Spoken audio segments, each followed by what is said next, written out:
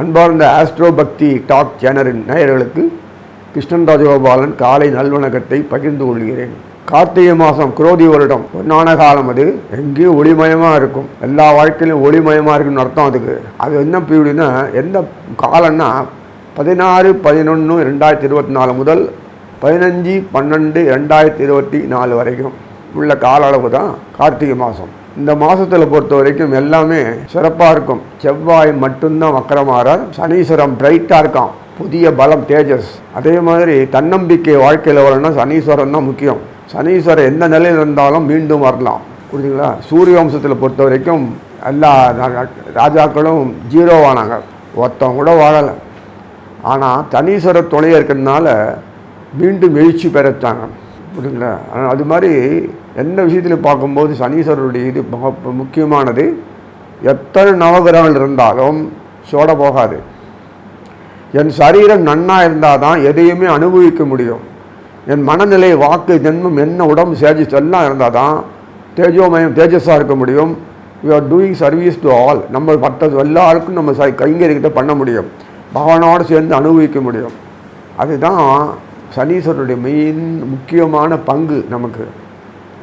அதை விட்டுட்டு பயந்துன்னு 7 not Shani, 8 not சனி, அஷ்டம சனி, இந்த சனி அப்படிலாம் பார்த்துருந்தீங்கன்னா ஒன்றும் உடம்பையே பார்த்துட்டு இருக்க வேண்டியதான். யாரி போச்சா இல்லையா, கை கால் கண்ணு விட்டு இப்படியே வாழ்க்கை போய் சம்மளை தூண்டு போகாது, அது போகாது, இப்படி போகாது, புலம்பின்றே இருந்து வாழ்க்கையை பாழாயிட வேண்டியதான். கால அளவு இவ்வளோதான். 2.5 மணி நேரம் பரீட்சை வச்சானா அதில் தெரிஞ்சதெல்லாம் எழுதிப்படணும். தெரியாதெல்லாம் யோசிச்சு உட்காந்தோன்னா ஃபெயில் ஆகிடுவோம், 0 மார்க் தான். அது மாதிரி வாழ்க்கையை நம்ம எப்போதுமே மன வலிமையோடு இருக்கணும்னா சனீஸ்வரன் வலிமையாக இருந்தாலும் அந்த எண்ணத்தை கொடுப்பான். கார்த்திகை மாதத்தில் பொறுத்த வரைக்கும் கிரகங்கள்லாம் ஒரு பிரச்சனையும் இல்லை, நல்லா தான் இருக்குது. குரு மட்டும் வக்கரமாக இருக்காருன்னா தை மாதம் தான் வக்கரம் முடிஞ்சிடும், பயப்பட வேணாம். ஆனால் அவர் வக்கரமாக இருக்கிறதுக்காக வேண்டி பயப்பட தேவையில்லை. சுக்கிராச்சாரியார் நவகிரகங்களே அதிக வலுவுள்ளவர், கவர்ச்சியானவர், எப்போது சந்தோஷத்தை கொடுக்கக்கூடிய அமைப்பில் எப்போது வாரி வழங்குவார்.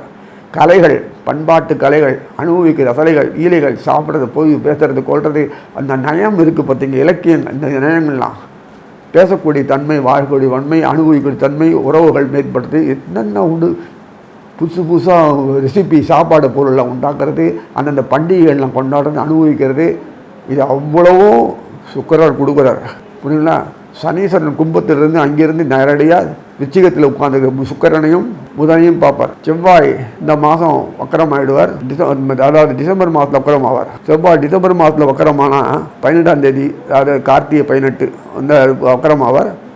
டிசம்பர் 3ஆம் தேதி வரும். புது வருஷம் பிறந்ததுன்னா தான் இன்னும் வேடிக்கையாக இருக்கும். குரு பெயர்ந்து உருப்படியாக மிதுனத்தில் உட்காரலாம் இல்லையா? 2-3 மாதத்துக்குள்ளேயே ஆவேசம் வந்து அதிகார இதில் போயிடுவார். அதிசாரத்தில் போய் கடவுது போயிடுவார். அங்கே போய் கொஞ்ச நாள் வக்கரமாகி பலம் இழந்து ரிவர்ஸ் வந்து மறுபடியும் மிதுனத்தில் உட்காருவார். இது தேவையா? ஸோ அந்த எந்த பிரச்சனையும் இல்லாமல் சனீஸ்வரன் சூப்பராக செய்கிறார். ஆனால் கார்த்திகை மாதத்தை பொறுத்த வரைக்கும் அப்படியே இருந்தாலும் சுக்கிரனுடைய போராட்டங்களை பார்த்தோன்னா தனுசில் வந்து அங்கிருந்து குருவை தொடர்பு கொள்கிற எப்படி கொள்கிறார், ராசி பரிவர்த்தனை இப்படிலாம் நடக்கக்கூடிய விஷயத்தில் அருமையாக ஒரு அமைப்பில் இருக்கிறதுனால இனி மேலே தொடர்ந்து ஒவ்வொரு ராசி பலனை பார்ப்போம். அன்பார்ந்த மிதுன ராசி நேயர்களே, கார்த்திகை மாதம்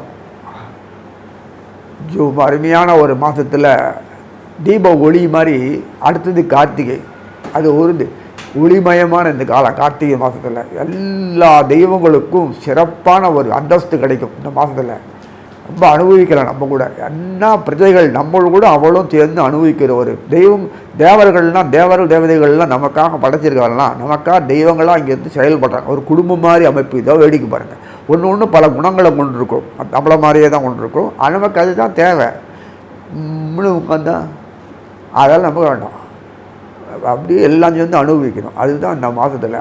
மிதுன மாதத்தை பொறுத்தவரை உபயராசி மறக்காதீங்க. இது உங்களுக்கு எப்போதுமே எக்ஸ்க்ளூசிவ். உங்களுக்கு சில விஷயங்கள் எல்லாமே வியாபாரத்தை எப்படி பண்ணலாம், நல்ல சந்தர்ப்பங்களை எப்படிலாம் பயன்படுத்தணுன்றது உங்களுக்கு மட்டும் தெரியும்.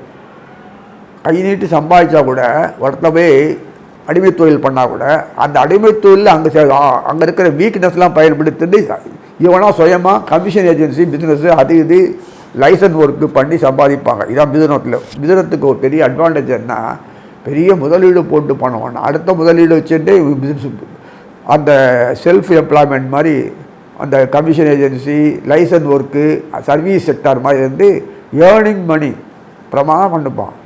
அவன் வர சம்பளத்துக்கு ஒன்றும் சம்பாதிச்சு வீடெல்லாம் கட்ட முடியாது. இவனுக்கு எப்படி வியாபாரம் பண்ணி ஆக்கி பக்காவாக பண்ணணும், அந்த அளவுக்கு இவனுக்கு எப்போதும் மூளையை கொடுத்துருப்பார். அதாவது ரெட்டை மூளை பேர் அவங்களுக்குள்ள இல்லை. 2 பொன்னாடி தப்புது, ரெட்டை மூளை. கலத்தரம் சொல்கிறது அவங்களுக்கு எல்லா விதத்தையும் பயன்படுத்திப்பாங்க. மனைவி இல்லை, மற்ற விஷயத்தில் எல்லாத்துலேயுமே எப்பேற்பட்ட ஆப்பர்ச்சுனிட்டி அவங்களுக்கு கிடைக்கும் இந்த வருஷம்.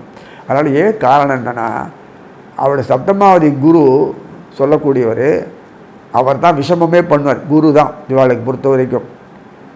ஏன்னா 4 காசு சம்பாதிக்கணும், மற்றவனுடைய பலவீனத்தை பயன்படுத்திட்டு நல்லா சேல்ஸ் நிறைய பண்ணணும், சம்பாதிக்கணும்.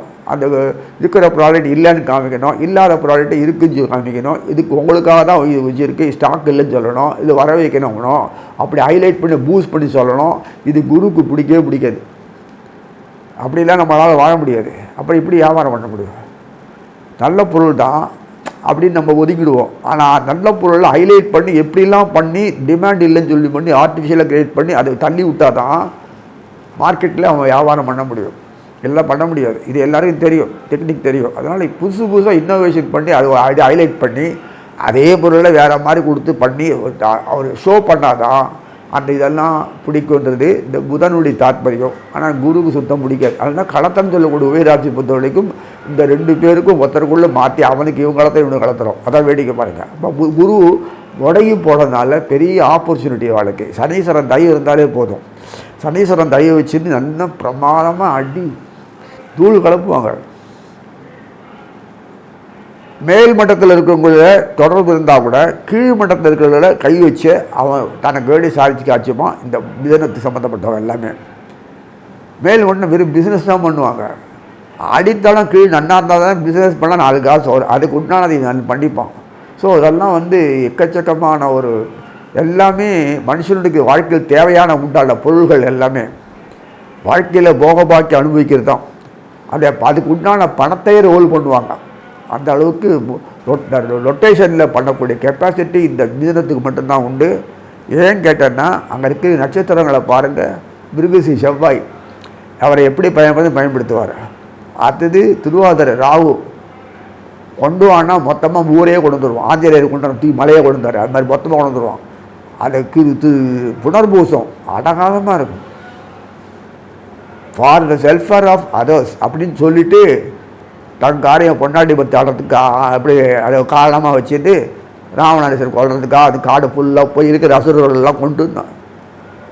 அதுக்காக பூமியில் வந்து பிறந்தார் காரணகாரியத்துக்காக. தாய்கூலம் எப்போ நன்னா இருக்கணும். தாய்கூலத்துக்கு இம்சப்படுத்தினா தங்க வந்தோன்னா ராவணனும் அவருடைய குழந்தை தான். அதை திருத்தறதுக்காக வந்து நாடகம் ஆடி எப்படிலாம் இருந்து அது தெரியும் உங்களுக்கு. அதில் பங்கு கொண்ட அடியார்கள் சொல்லக்கூடிய ஆஞ்சநேயர் ருத்ரன், அவரே ருத்ரன் தான். அவர் எப்படி பண்ணார் பாருங்க, என்னம்மா இருக்குது. அதுக்காக தான் ஒரு ராமாயணமே வைக்கலாம்.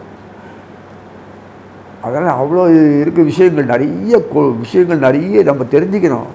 அதை தெரியாத பொழுது உலக விஷயங்களே பார்த்தோன்னா அவ்வளோ அபத்தம். ஸோ இதெல்லாம் அதுவும் உலக விஷயத்தில் இருந்தானே யுகங்கள் வேறு, அவ்வளோதான். இந்த யுகத்தில் இப்படி கண்மூடி விளையாட்டம் விளையாடிட்டு இருக்க வேண்டியிருக்கு. ஸோ இந்த புதனை பொறுத்த வரைக்கும் பாக்யாதிபதி சொல்லக்கூடியவரே சனீஸ்வரர். அவரே 8ஆம் வீட்டு அதிபதி, அவரே 9ஆம் வீட்டு அதிபதி. இது தேவையில்லாததெல்லாம் மக்களுக்கு தேவையாக்கி அதை வியாபாரம் பண்ணுவார். எப்படி மூட பாருங்கள். தேவையில்லை நமக்கு ஒதுக்கிட்டு போன எல்லாத்தையுமே தேவையாக பயன்படு பொருளாக்கி நம்மளை அதில் வாங்கக்கூடிய அளவுக்கு கெப்பாசிட்டி கொடுத்து அந்த புத்தி அவங்களுக்கு தான் இருக்கும். அதீத புத்தி அதுதான். அது 8ஆம் வீடு. 9ஆம் வீடு அம்மா அனுபவிப்பாங்க. பாக்கியம். எல்லாருமே புதனுக்காக தான் இருக்கார். அந்த புதனத்துக்காக தான் எல்லாமே வியாபாரம் அவனுக்கு தான் வரணும் அப்படின்னு சொல்கிற அளவுக்கு அமோகமாக வியாபாரம் நடக்கும். பிஸ்னஸ்ஸு அதே மாதிரி செல்ஃப் எம்ப்ளாய்மெண்ட் சர்வீஸ் இருக்குது. இந்த ஒர்க் எல்லாமே சுயமாக செய்யக்கூடிய வியாபாரம் சொல்கிறேன் பார்த்தீங்களா, செல்ஃப் எம்ப்ளாய்மெண்ட்டு. அதில் எல்லாம் நல்ல டாக்டரோ இன்ஜினியரோ மதுவோ கன்சல்டிங் சர்வீஸோ என்னென்ன உண்டோ ஆப்ஷன் அது எல்லாமே லைசன்ஸ் ஒர்க்கோ எல்லாத்துலேயுமே கொடி கட்டி பறப்பாங்க. இந்த மாதம் உழைப்புக்கு ஏற்ற கூலி இல்லை, கூலிக்கு ஏற்ற மாதிரி உழைப்பு எப்போதுமே புரிஞ்சுக்கோங்க. அதாவது நம்ம நாட்டில் குவாலிட்டி நிறைய ஒவ்வொன்றும் ஒரு குவாலிட்டி இருக்கும். மட்டம் உயர்ந்து தந்தது. இதுதான் பிஸ்னஸ்மேன். இங்கே முதல் அப்படி தான், ஒரே எல்லாம் யூனிஃபார்ம் குவாலிட்டி கிடையாது. தகுந்த மாதிரி ட்ரேட்மார்க் க்ரியேட் பண்ணுவாங்க. இதெல்லாம் இந்த ஊர் தான். அப்படியே வாங்கிட்டு அது வெளிநாட்டு சிஸ்டம் வந்துடுது. அப்படியே துட்டு கொடுத்து அப்படியே வாங்கிட்டு போகிற மாதிரி டக் டக் டக் டக் அப்படியே ஆகிடும். ஆனால் ஷோ பண்ணுறது, அந்த ஷோவில் தான் எல்லாமே இருக்குது. அதுதான் நம்ம நாட்டில் இல்லாத இருந்த ஒரு காலத்தில் அப்படியே ப்ராடக்ட் விற்றுட்டு இருந்தாங்க. அதுக்கு ஒரு ஷோ பண்ணி ஒரு க்ரியேட்டிவிட்டி, ஒரு அது ஈர்ப்பு வச்சுக்கிட்டா பண்ணி அட்டகாசமாக்கி அது பயங்கரமாக 100 மடங்கு விற்கலாம். அது மோகத்தை பண்ணுறோம், அந்த மோகம் கிரியேஷன். ஸோ அதெல்லாம் கைகட்டு இவங்கெல்லாம் அதில் கெட்டிக்காரங்க எல்லாமே சொல்ல வேணாம். வியாபாரம் குடும்பத்தில் பொறுத்த வரைக்கும் தகுந்த மாதிரி பிஹேவ் பண்ணுவாங்க. ஐயோ, வெளியுறவத்தில் எப்படி பண்ணுறானோ அதே மாதிரி குழந்தைகள் வெளியில் மனைவி மக்கள்கிட்டலாம் தகுந்த மாதிரி அது என்ன மாதிரி ஆக்டிவேட் பண்ணுவாங்க. யாரையுமே பகைச்சிக்கிறதே இல்லை. இப்படிலாம் இருக்கலாமா? நீ கைட் பண்ணணும்னு அவசியம் இல்லை. இவரை ஃபாலோ பண்ணி அவங்கெல்லாம் மற்ற ஃபாலோ பண்ணுவாங்க. அதனால் எப்போதுமே சண்டை சச்சரவு பூசல் இல்லாமல் ஒரு அமைதியாக ஆனந்தமாக இருக்கும். அப்படியே இருந்தால் கூட அடக்கமாக இருப்பாங்க. சூட்சமாக புரிஞ்சு சந்ததாக மாற்றின்றுவாங்க. இப்படி தான் அந்த குடும்பங்கள் எல்லாமே இருக்கும் மிதுனத்தை பொறுத்த வரைக்கும். இல்லைன்னா ரொம்ப கஷ்டம். அதுக்கு யார் எப்படி நினைக்கிறோனோ இதை மாதிரி ஒவ்வொருத்தரும் நினச்சிட்டான்னா சண்டை சச்சரம் தான் வரணும். அங்கே காட்ட மாட்டாங்க, வெளியில் காட்ட மாட்டாங்க. இப்படியே ஓடும் தான் மிதுனத்தின் வாழ்க்கையை பொறுத்த வரைக்கும். அதனால தான் 2 கொண்டாட்டி ரெட்டை வாழ்வுன்றாங்க. ஒரு பொண்ணாகட்டி இல்லை, யாரும் வழி இல்லையே. சண்டையை போட்டிருக்க முடியுமா? அதாவது சொல்லுங்க. திருவாதிரம் கொஞ்சம் கத்தும். மிருகசீஷத்தில் அப்படியே அட்ராக்ஷன். அது அப்படியே பண்ண மாற்றிடும். அட்டகாசம். திருவாதிரை எப்படி கவர்ச்சி, வசியம். சிவாதிரை எப்போதுமே ஆள் வசியம் பண்ணிடும். ஒன்றுமே இது அங்கே மூடு அவர் திருவாதிரை சம்மந்தப்பட்ட ஆட்களில் போய் பேசி மூவ் பண்ணோன்னா நம்ம முட்டாளாகிடுவோம். முட்டாளாக்கினது அப்படியே காய் சாய்ச்சிடுவார். அதுதான் வேடிக்கை. அந்த அளவுக்கு அவங்களுக்கு ஈர்ப்பு இருக்குது. புனர்பூசம் கேட்கவே வேணாம். சாக்ரிஃபைஸ் இல்லாத அவர். ஆனால் அதனால் தானாக எல்லாம் வரும். போதும் என்ற அளவோடு இருப்பாங்க. ஒரு மனசுக்கு ஒரு இது நிம்மதியற்ற ஒரு வாழ்க்கை இருந்தால் கூட புனர்பூசத்துக்கு for the welfare of others அப்படின்னு சொல்லிகிட்டே இருப்பாங்க. நல்லா சௌரியமாக எல்லாம் அனுபவிச்சுட்டு தான் இருப்பாங்க. ஆனால் சொல்லிகிட்டே இருப்பாங்க. எதுவும் விட்டு விடும். ஆனால் எப்போ செல்வம் சந்தோஷ் ஸ்டேட்டஸ் எல்லாம் சூழ்ந்து இருக்கும். எளிமையாக இருக்கக்கூடிய வாழ்க்கை தான் புனர்பூசத்தில் இருக்கிறது. ஆடம்பரம் ஒரு நாள் இருக்கவே முடியாது அவங்களால. இதுதான் இந்த அமைப்பில் இருக்கிற அந்த குணாதிசயங்கள் கொண்டவங்க. அது தகுந்த மாதிரி வாழ்க்கையை தன் அமைப்புக்கு ஏற்ற மாதிரி என்ன வந்தாலும் எந்த குறையும் இல்லை இந்த மாதம் இருப்பாங்க. கார்த்திகை மாதத்தில் ஆகா ஓஹோன்னு ஆடவும் மாட்டாங்க, அழுது புலம்பவும் மாட்டாங்க. இப்படி ஒரு மனசை மாற்றுற அளவுக்கு மன தைரிய வலுவு எப்படி அவங்களுக்கு வந்தது? அதான் இயற்கையாக அந்த புதனுடைய வீடு இது. அதே புதனுடைய வீடுக்கு அவங்களுக்கு பொறுத்த வரைக்கும் மிதுனத்துக்கு சுகஸ்தானம் கன்னியாக இருக்குது. ஸோ நீ போய் க்ரியேட்டிவிட்டி பண்ணி ஒரு காரியம் சந்தோஷமாக அனுபவிக்கணும்னு நினைக்கவே வேணாம். அவங்கள தேடின எல்லாமே வரும். அதுதான் அந்த அமைப்பு 4ஆம் வீடு. அவங்களுக்கு அந்த பாருங்கள், சூரியன் சந்திரன் செவ்வாய் 3 ஒரே வீட்டில் சம்மந்தப்பட்டது கண்ணியில் உட்காந்துட்டுருக்கு. ராஜகிரகங்கள் கேட்கணுமா? பிரமாதம். மேலிடத்து தொடர்புகள் எப்போவுமே இவளுக்கு இருக்குது. அந்தஸ்தில் இருக்கிறதுனால ஈஸியாக அந்த அந்தஸ்துக்கு தன்னை உயர்த்தினா கூட ஒன்றும் தெரியாத மாதிரி எப்போதுமே இருப்பாங்க. எப்போதும் அனுபவிச்சுட்டு இருப்பாங்க. எந்த கஷ்ட சூழ்நிலையும் வீட்டில் இல்லை விளக்கு எரியும், எல்லாம் எரியும், ஏசி போடு, எல்லாம் ஓடும், சாப்பாடு இருக்கும், என்னென்ன உண்டோ அது நத்தம்னு குறைய இருக்காது. வெளியுலகத்தில் பார்த்தா தெரியவே தெரியாது. இப்படி ஒரு அமைப்பு மிதுனத்துக்கு. இதெல்லாம் சொன்னான்னா ஆச்சரியமாக இருக்கும். நம்ம ஏன் அப்படி இருக்கக்கூடாதுன்னா இருக்க முடியாது. நான் என்னவா இருக்கோ அதோ தான் இருக்க முடியும். அது ஆல்ரைட். இந்த குழந்தைகள் அவங்களுக்கு வாரிசு பார்த்தோன்னா பூர்வ புண்ணாதி தான் மெயின். அது சுக்கராச்சாரியர் இப்போ இருக்குது. சுக்கராச்சாரியர் நல்லா ஜம்முன்னு இருக்கார். புரிஞ்சுங்களா? 6ஆம் வீட்டில் உட்காந்துருக்காரு அப்படின்னு பார்த்தாங்க. மிதுனத்துக்கு 6ஆம் வீட்டில் உட்காந்தா என்ன? அவர் செய்ய வேண்டிய வேலையை மறைமுகமாக செய்யக்கூடிய வேலையை எல்லாமே பண்ணுறாரு. உட்காந்துட்டு சூரியனோட கார்த்திகை மாதத்தில் உட்காந்துருக்காரு. அது 7ஆம் வீட்டுக்கு வந்தாச்சு அவர். இந்த மிதுனத்தை இந்த கார்த்திகை மாதத்தில் 7ஆம் வீட்டில் நடுசில் உட்காந்துட்டு போயிடுவார். சத்தம் போடாமல் 7ஆம் வீட்டு சம்மந்தப்பட்ட அந்த குருவோட ஐனசைன போக சம்மந்த வீட்டில் குரு உட்கார வச்சு ராசி பொருத்தம் பண்ணிக்கிறாரு. ஐனசைன போகணும்னா தெரியுமா உங்களுக்கு? மறைவு ஸ்தானம் தான். இதுவுமே மறைவு ஸ்தானம் தான் இருக்குது. போகம் அனுபவிக்கிறதுனா வெளிப்படையாக அனுபவிக்க முடியாது. அது உண்டான க்ரியேட்டிவிட்டி செய்து அனுபவிக்கணும். எதுவுமே ஒரு பணம் அந்தஸ்து உலகளவில் எல்லா இடத்துலையும் கொடி கட்டி பறப்பாங்க. இந்த மாதத்துக்கு தான் இந்த அயனசேன போகத்தில் குரு உட்கார வச்சுட்டாரு. குரு உட்கார வச்சு ரெடாப்படா அது கைகாலை உடச்சி எப்படி இருக்கு, ஏன்னா விஷபத்தனம் பண்ணிட்டு வர குரு எப்போதுமே இவாளுக்கு மாதகாவதி பாதகாவதி எல்லாம் காரணமும் அவர் குரு ஒன்று தான் இவாளுக்கு. அந்த குருகிட்ட எப்படி வாங்குறது இத்தனை நாளாக முடிச்சிருந்தானுங்க. இப்போ நல்லபடியாக குரு உட்கார வச்சுட்டாங்களா ஐசியூவில். அதனால் அட்டகாசம் அப்படியே பிடுங்கி கொட்டுற மழை பணமாக கொட்டும் இவளுக்கு. என்ன பண்ண போகிறாங்க அவ்வளோ பணத்தை வச்சுக்கிட்டு? பாருங்கள், கார்த்திகை மாதத்தில் வரதா இல்லையா பாருங்கள். மழையே இல்லைன்றீங்களே, இந்த மாதிரி மழையாக ஒருத்தருக்கு பெய்யும் இந்த நேரத்தில்.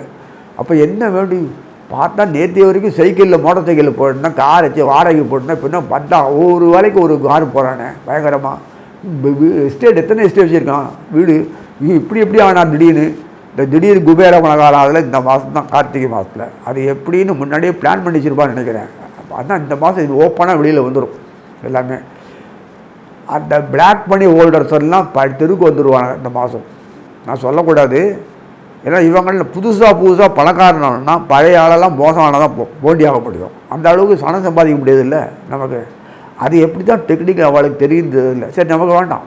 ஆகும்போது புதுவாக செல்வந்தர்கள் நிறைய கூடு வருவாங்க.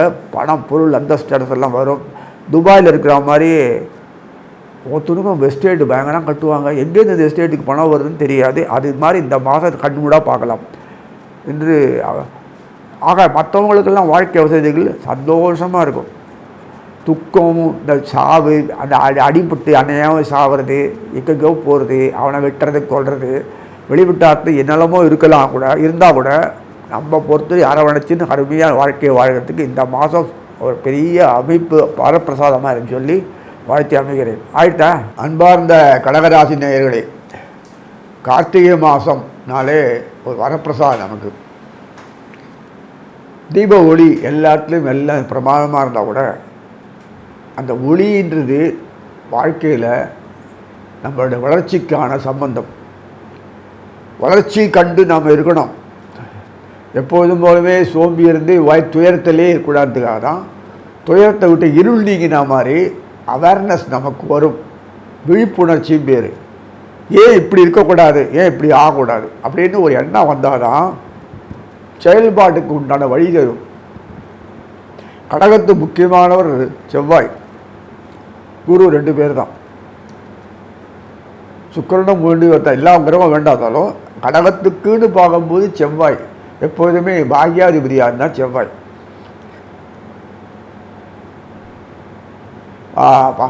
கர்மஸ்தானியாவெலாம் செவ்வாய். பாக்யாதிபதி குரு, அவரே 6ஆம் அதிகாரி. அந்த குரு டேமேஜ் ஆகிட்டார் இல்லையா. குரு தன்னுடைய நேர்மையை விடமாட்டார். எளிமை சிஸ்டமேட்டிக் ஹேபிச்சுவல்ஸ் இருக்கணும். முறைப்படி எப்படிலாம் இருக்கணுமோ அப்படி இருந்ததான்னு சொல்லிட்டு இங்கே பகவான் படைச்சிருக்கான்றதுக்காக வேண்டி அத்துமீறி போனால் குரு ஒரு நாளைக்கும் கை கொடுக்க மாட்டார். அது அவருடைய பிரின்சிபல். அவரை முடக்கடித்து போட்டு விஷபத்தில் உட்கார வச்சு, பலமுள்ள குரு அவரை உட்கார வச்சு ஐசியூவில் உட்கார அமைச்சு விட்டு எல்லா பவரும் சுக்கராச்சாரியம் வாங்கியாச்சு. இந்த மாதம் விச்சிகத்தில் இருக்கிற சூரியன், கார்த்திகை மாதம் சூரியன் விச்சிகத்தில் இருப்பார் ஒரு மாதம் ஃபுல்லாக. கூட புதன் உட்காந்துருக்கார். செவ்வாய் கடகத்தில் உட்காந்து வக்கரத்தில் இருக்க வக்கரமாயிடுவார். இந்த மாதம் கார்த்திகை மாதத்தில் வக்கரமாயிடுவார். 18ஆம் தேதினு மாறார். ஆக மொத்தம் கார்த்திகை 18 தமிழில் அந்த செவ்வாய் வக்கரமானால் பலம் வந்துடும், தோஷம் போயிடும். கடகத்தில் ஜென்மத்தில் நிற்கிற மாதிரி அது ரொம்ப அந்யோன்யமான செவ்வாய் தான் வலுவாகத்துக்காக நீச்சபங்க ராஜயோகத்தை உண்டாக்கி சனீஸ்வரன் தொடர்பு கொள்கிறார். சனீஸ்வரன் எல்லாருக்கும் வேணும். இந்த கடகத்துக்கு சப்தமாதிபதி அவர் தான். அவரே 8ஆம் வீட்டு அதிகாரம் இருக்கலாம். 8ஆம் வீட்டில் உட்காந்துருக்கார் சனீஸ்வரர். கடகத்துக்கு 8ஆம் வீடு கும்பத்தில். ராகு பாக்கியத்தில் உட்காந்துருக்கோம். கடகத்துக்கு ராகு பாக்கியத்துக்கு உட்காந்தா என்ன அர்த்தம்? பழலாம் நீ வாங்கிட்டு ஏமாத்திரிகளை கொடுக்கக்கூடாதா அப்படின்னு கெஞ்சின்னு இருக்க முடியாது. ராகு இருக்கிறதுனால அவனை முறுக்கி எடுத்து போட்ட பணம் பணம் அதுக்கு மேலே 4 மடங்கு கை வந்துடும். ராஜாக்களுக்கு எப்படி பணம் வரணுமோ ராஜகிரகம் இல்லையா சந்திரன், மூளையை பயன்படுத்தி எங்கே மோத விட்டு எங்கே பண்ணான்னா அவன் அடி வாங்கி நமக்கு கொண்டு கொடுத்துருவான். ஒருத்தருக்கு வேண்டியவன் இன்னொருத்தருக்கு வேண்டாதவன், அவனுக்கு வேண்டாதவன் எவனோ இவனுக்கு வேண்டியவனாகி அவனை தூண்டி விட்டானா இவன் அவனை போட்டு முடிச்சிருவான் கதையை. அதுதான் சந்திரனுடைய டாக்டிஸ். எப்போதுமே கிருஷ்ணனுடைய டாக்டிஸும் அப்படி தான், சந்திரனுடைய டாக்டிஸ் அப்படி தான், அவருடைய புள்ளதார புதன் அப்படி தான். ஒருத்தனை முட்டாளாக்கி அறைய வைக்கிச்சு காலி சாட்சிக்கிறது தான் வேலை. இதனால தான் சந்திரன் டைரக்ட் சூரியன்ட்டு எல்லாத்தையும் வாங்கிட்டு டிஸ்ட்ரிபியூட் பண்ணுறாரு. சூரியன் ஸ்ட்ரெயிட் ஃபார்வர்டு எப்போதுமே. ஏன்னா அந்த அட்மினிஸ்ட்ரேஷனுக்காக அப்படி தான் இருக்க முடியும். கொஞ்சம் தயவுதாட்சியம் பார்த்துட்டிங்கன்னா ஈர்த்த மூட முடியாத வியாபாரம் உலகத்தில் எல்லாத்தையும் நாசமாக போடும், அரிச்சந்திரன் கேஸ் ஆகிடும். ஸோ இதெல்லாம் ரொம்ப முக்கியமான விஷயம் இதெல்லாம். அதனால் சூரியனை பார்த்தா மாதம் சூரியன் அப்புறம் வேறு ஆளை போட்டுருவார். பெய்டு எம்ப்ளாயி மாதிரி, டைரக்டர், சர்வீஸ் சேலரி டைரக்டர். இந்த மாதிரி இந்த புதன் தான் சொத்து கூறியுவேன். அவர் உட்காரலாம்ல. இன்றைக்குமே புதன் சொல்லக்கூடிய கிருஷ்ணங்கிட்ட பேக்கெட்டில் கொடுத்தா ஒன்றும் இருக்காது. இல்லை என்று எல்லாம் அடுத்த வீட்டில் கொடுத்துருக்கேன்னு அங்கே போய் கை வைப்பார். இதான் அவர் வேகம். புத்தியை பயன்படுத்திட்டு அந்த அம்மா உள்ளே வச்சுருப்பார். அவருடைய பிரதரை வச்சுட்டு சுக்கராச்சாரியை வச்சுட்டு எல்லா விஷயம் அனுபவிப்பார். அதுதான் அது பிரின்சிபல். அதுக்காக தான் பூமியில் புகழ்ந்தார் எப்படி வாழணும்னு. எப்போதுமே எல்லாருமே மனசில் தனக்கு தன்னுடையது என்னோடது என் குடும்பம் எனக்காக தான் அதுக்கு சொல்லிட்டு தான் வாழ்ந்தாங்க பிறரை கெடுக்கிறதா வேலை. சொல்கிறதுனா வாய் சொல்லிக்கலாம், அப்படியே திராட்டில் விடுறதான் வேலை. ஏன்னா நான் எப்படி யாருங்க புத்தி மாற்றினே தான் இருக்கும். அந்த வளர்ந்து தன்னை சுதாரிச்சிக்கிறதுக்காக பகவான் இந்த வழியெல்லாம் வச்சுருக்காரு.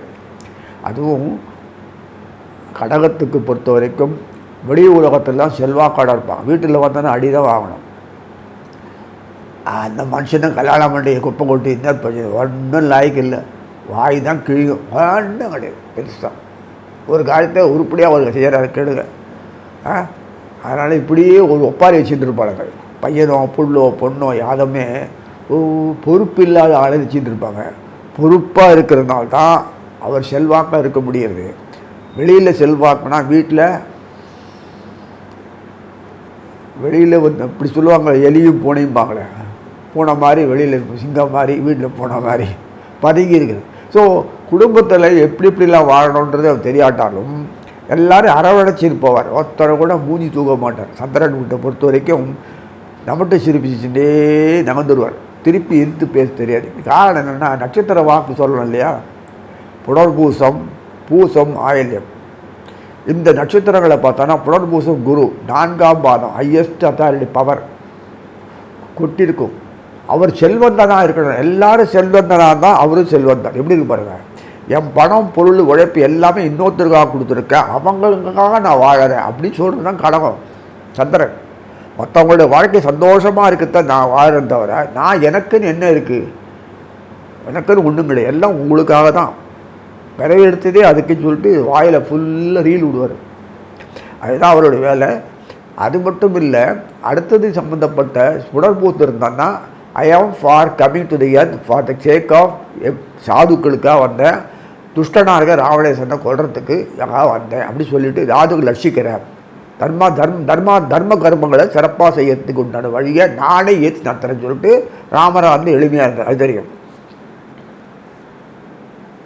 சரிங்களா.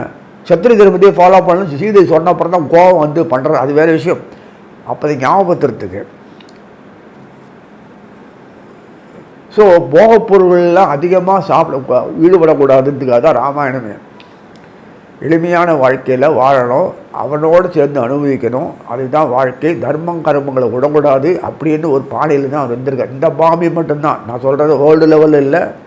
இந்த பாரத பூமி மட்டும் இப்படி தான், உங்களால் ஒன்றும் பண்ண முடியாது. எங்கள் சட்டங்கள்லாம் ஈடுபடாது. மனு சாஸ்திரமாக தான் நடக்கும். அதுக்கு ப்ரோக்ராம் அப்படி தான் பண்ணியிருக்கு. அதை யார் மாற்றுறது? மேலே தான் கேட்டு மாற்றணும். இங்கே ஒன்றும் பண்ண முடியாது. நதிகள்லாம் பாழாக்கினா தப்பு தான். நதிகள்லாம் நன்னா ஓடுறதுக்கு காரணமாக இருக்கிறது காரணம் தெய்வமாக மதிக்கிறோம். அதுதான் நமக்கு சுத்தமான ஆகாரம் காற்று நெய் நது படைப்புகளில் நல்லா வரும். துங்குற பொருள் அதுலேருந்து தான் வருது. அது சாக்கடை ஆக்கினா என்ன வரும்? அதனால் அதுவே இயற்கையை சரி பண்ணிக்கும். நம்ம ஒன்றா பண்ணுறதுக்கு இல்லை. ஸோ இதெல்லாம் மாசு அந்த பூமியை மாற்றி சுத்தமாக்கி நன்னா ஆக்கி செழிப்பாக்கி எளிமையான வாழ்க்கையில் எல்லாரும் அனுபவிக்கிறது தான் பகவான் அங்கே ராமராக வந்தார். அரசுகளெல்லாம் களை கட்டணத்துக்காக தான் ஒரு களை எடுத்து நன்னா ஆக்குறதுக்கு தான் அந்த அமைப்பு. தற்போது நீங்கள் பார்க்கலாம், ராமர்னா சாவ மாட்டார். யாருமே அவதாரம் எடுத்தார்னா மறுபடியும் போயிடுவாங்க. எப்போ வேணால் மறுபடியும் அந்த அவதாரத்தில் நமக்காக எப்போ காட்சி கொடுப்ப செயல்படுவார். கிருஷ்ணன் அப்படி தான் ராமராக இருக்கிறது. அவர் மறுபடியும் இந்த சந்தர்ப்பத்தை பயன்படுத்திட்டு நம்ம நாட்டை சுற்றி இருக்கிறது அவர் சொத்து அவரு தான் எல்லாமே சரிப்படுத்தின்னு இருக்கார். நான் அதை முன்னாடியே சொல்லியிருக்கேன். நம்ம சுற்றி இருக்கிற நாடுகள் எல்லாமே அடி வாங்கி நம்மளை கை காட்டி நம்மளை எதிர்பார்க்கணும்னு அதுதான் நடக்கிறது. ஸோ அதனால் நம்ம ரொம்ப ஓவராக அதிகம் நினைக்க வேண்டாம். வெளிவட்டார பார்க்கணும் நல்லபடியாக இனிமேல் ஆகிடும். நம்மளும் நம்ம சுதாரிச்சுட்டு வாழ்க்கையில் நான் மற்றவங்களோடு சேர்ந்து நல்லா வாழறதுக்கும் தெய்வத்துணையோடு இருக்கணும். இத்தனை தெய்வங்கள் இருக்குன்னா இத்தனை பேர் இருக்காங்களே படைப்புகள், அத்தனை பேருக்கு அந்த மாதிரி தேவர்கள் அமைப்பில் எல்லாமே தெய்வங்களாகி கொடுத்துருக்கு. அவங்களாம் நம்ம கூடயே நம்ம வீட்டு மனுஷன் மாதிரி தான் நம்மளோட இருக்கணும். அதுக்காக தான் அந்த தெய்வங்கள் ஒவ்வொரு சம்மந்தமாக கொடுத்துருக்கு. அதை விட்டுட்டு எத்தையோ நினச்சிருந்தேன்னா ஒன்றும் பிரயோஜனம் இல்லை. அம்மா அப்பா தெய்வன்ற மாதிரி அதுவும் நமக்கு தெய்வம் தான். நம்ம குடும்பத்தோ சம்பிரதாய சாஸ்திரங்களும் எதுவுமே விடக்கூடாது. அது பேர் தான் கர்மம்னு வச்சுருக்கான் பகவான். அதை அனுபவிக்கிறதுக்காக தான் பகவான் அந்தர்யாமியாக எல்லா உடம்புலையும் இருக்கான். நம்ம உடம்புல நம்ம இருக்குது நமக்கே தெரியாது, ஏதோ ஓடின்னு அப்படின்னு நமக்கே தெரிஞ்சு நம்ம உடம்புன்னு தெரிஞ்சு என்னோடய உடம்பு நான் தான் இருக்கேன் சொன்னா ஏன் உனக்கு ஒன்றும் தெரியல? யாருமே பணக்காரன் அனுபவிக்கல, பணம் இருந்தால் அனுபவிக்க முடியல. எத்தையோ யாரை ஏமாந்து போய் கொட்டி சுட்டு ஏன் ஒருத்தன் இருக்குது, அவனுக்கு ஒருத்தன் நல்ல அறிவு இருக்குது பயன்படுத்துகிறான், ஒருத்தன் அறிவு இருந்து பிரயோஜனம் இல்லாமல் முட்டாளாகப்படுறான். இதெல்லாம் ஏன் வரணும்? சண்டை போட்டுறான், கொள்றான், வெட்டிக்கிறான். எதுக்கு இதெல்லாம் வருது? அவன் உள்ளிருந்து இதெல்லாம் இயக்கி நம்ம அனுபவிக்கிறான். நம்ம வெறும் டம்மி. கார் டிரைவரு சொல்கிறது தான் ஓட்டணும் செய்யணும். நீயா உனக்கு இங்கெல்லாம் கொண்டு போகக்கூடாது. சொல்கிறது பயணம் பண்ணணும், மறைக்கணும், ஒழுங்காக குறையன்னு சொல்லணும், சரிப்படுத்திக்கணும். அதுதான் பண்ணுவான் முதலாளி. அதை விட்டுட்டு அவன் கார் எந்திரிச்சு நிறுத்தினா அடிதான், வெளில போட்டுவான், வேறு ஆள் போட்டுவான், சரியாக ஓட்டணும். அதே மாதிரி தான் நம்ம சரீரத்தில் நம்ம ஒழுங்காக சொல்கிறபடி எதுமோ இருக்கோ அதுவும் நம்ம சௌரியத்துக்காக சரீரம் இல்லை, அவன் அனுபவிச்சதுக்காக சரீரம் அது. இது யாருக்குமே புரிய மாட்டேங்குது. எத்தனை தடவை வேதங்கள் ஓடிச்சு சொன்னாலுமே தூக்கம்தான் வருது, ஒன்றும் புரியல. என்னமோ சொல்கிறாங்க போய்டும் அப்படின்னு போய்ட்றாங்க. தவிர அன்னைக்கு அப்பப்போ அனுபவிச்சுட்டே இருக்குது தான் பகவான் வேலை. இங்கே அதுக்கு இந்த சரீரத்தை வச்சு இந்த வாயிலாக உள்ளே உட்காந்து அனுபவிச்சுட்டு இருக்கு. நம்ம சர்வீஸ் பண்ணுறோம், அவ்வளோதான். நம்ம சமையக்காரன் சமைச்சு நம்ம சாப்பாடு போடுறதுக்காக அவனும் சாப்பிட்றான்றதுக்காக வேண்டி நமக்கு சாப்பாடு போடுறான் இல்லையா, போட்டான்னு சாப்பிட்றான். அதான் அவன் தொழில். We are for him. அதுதான் கிருஷ்ணனோட ராசலீலா காமிக்கிறது. எல்லாருமே அடிமைகள் தான், பெண்கள் தான். அவன் தான் ஆணு. சரீரத்தில் ஆணு பெண்ணு நிலமை கொடுத்துருப்பீங்க, அலி எல்லாம் கொடுத்துருப்பீங்க. ஆனால் அவன் எல்லாத்தையும் அனுபவிக்கிறான். ஆத்மஸ்வரூபத்துக்கு ஆண் பெண்ணு அலியெல்லாம் கிடையாது. அதுதான் இந்த விஷயம், ரகசியமான விஷயம். அதனால் கடகத்தை பொறுத்த வரைக்குமே எல்லாத்துலேயுமே ஒரு அமைப்பு சுரமாக கொடுத்துருக்கான். ஸோ நம்ம ஆத்ம விழிப்புணர்ச்சி வரும். அனுபவிக்கிறதுல எல்லாமே குடும்பமாக சந்தோஷமாக. இது வரைக்கும் இந்த ஒற்றுமையை பார்த்தே இல்லை. திருமணங்கள் நடக்கும். குழந்தை குட்டிகள்லாம் சும்மா 10 வருஷம் 10 வருஷம் பிறக்காதே உடனே பறக்கக்கூடிய இது. நீ பரிகாரம் பண்ணி தான் குழந்தை வரணும். ஆரோக்கியமான குழந்தை, ஹெல்த்தான குழந்தை பிறக்கும். கண்டதெல்லாம் தின்னுட்டு இந்தத்தையோ பண்ணு வயிற்றில் வரும்போது கண்ணாடி போடுறாங்க குழந்தை, வயிற்று இங்கே ஏதோ ஆப்ரேஷன், அதெல்லாம் இனிமேல் இருக்காது. என்ன, you are following our system. நம்ம மருந்து மொழி பற்றியும் அது இதெல்லாம் ஃபாலோ பண்ணுங்க, விரதம்லாம் எடுங்க, தப்பே கிடையாது. அது பண்ணினா தான் ஹெல்த்து நன்னா இருக்கும், உடம்பு நன்னா இருந்தால் அவ்வளோ வச்சிருக்கு. ஸோ அந்த பின்னி படைப்பான வாழ்க்கை நமக்கு அமைப்பு கொடுக்குறோம். அதனால் இந்த கடகத்தை பொறுத்த வரைக்கும் கலத்தரம் சுகமாக இருக்கும். தன்னால சண்டை போடுறதெல்லாம் போய் ஒத்துமையாக இருக்கக்கூடிய அமைப்பும், அது பிரிஞ்சவங்கெல்லாம் கூடுறதும், புதுசாக கல்யாணம் ஆகிறதும், குழந்தை குட்டிகள் விருத்தியாகிறதும், அவங்களோட அனுபவிக்கிறதும், இதெல்லாம் நிறைய நடக்கும் சொல்லி வாழ்த்து அமைகிறேன்.